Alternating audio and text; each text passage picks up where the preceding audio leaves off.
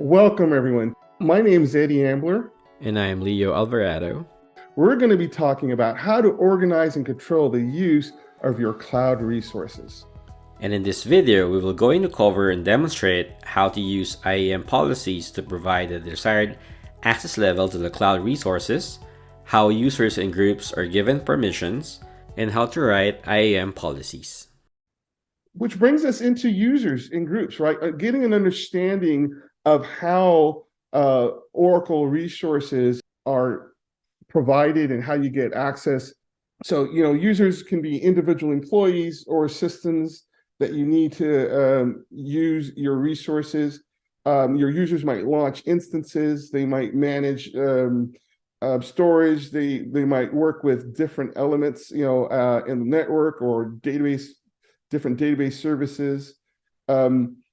We collect those users into groups that are performing similar functions, need similar types of access, so that when we give out permissions, you give permissions to the groups, and all the members of those groups then inherit the permissions.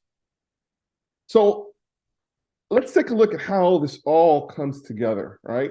So at the very top, again, you have your OCI, Identity Access Management System, which allows us to authenticate who you are, right? Identifies who is making the requests. Is it a group? Is it an instance, right? We've already had the discussion that users, right, are mapped to groups, and we talked about instances, right, and how they're used with dynamic groups, right?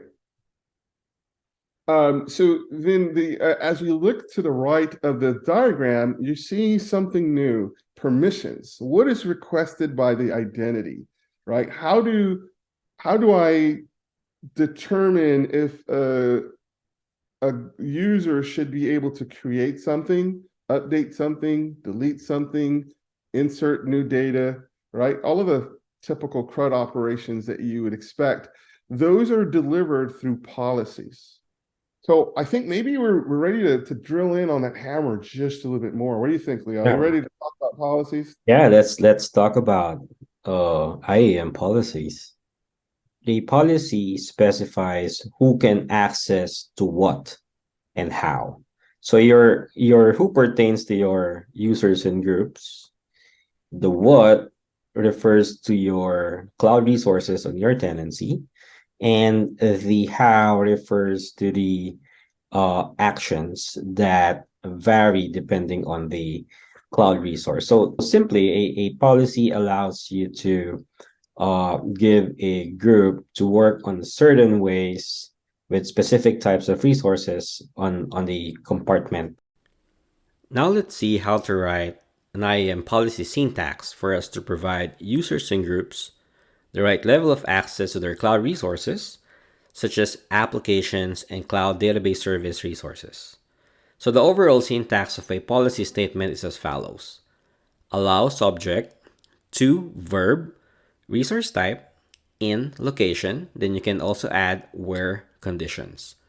For the subject, you can specify one or more comma separated groups by name or by OCID. You can specify a single group or multiple groups, or you can specify any user to cover all the users in the tenancy. Now, for the verb, you can specify a single verb. Then you can find a list of verbs in the first column of the table at the left. So you can see here, read, use, manage, and the type of access for each verb. One example is for database resource type.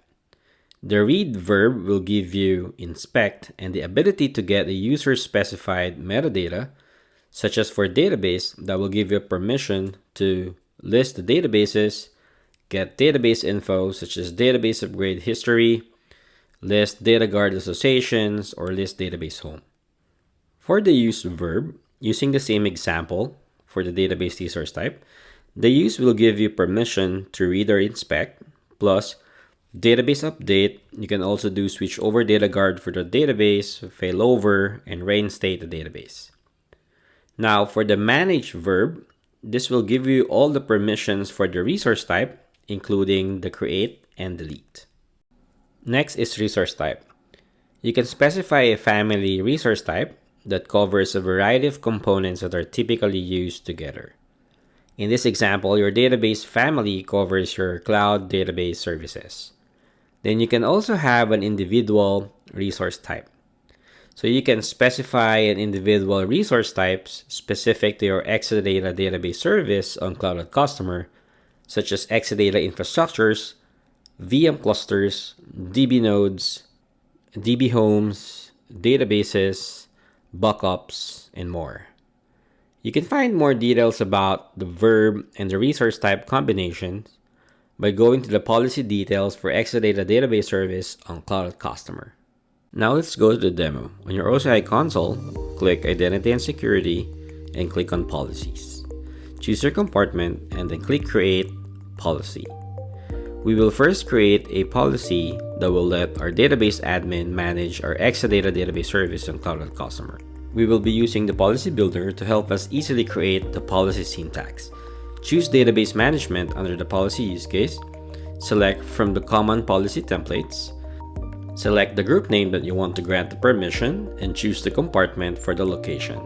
You can see here the generated policy syntax under the policy statements. Then click on Create.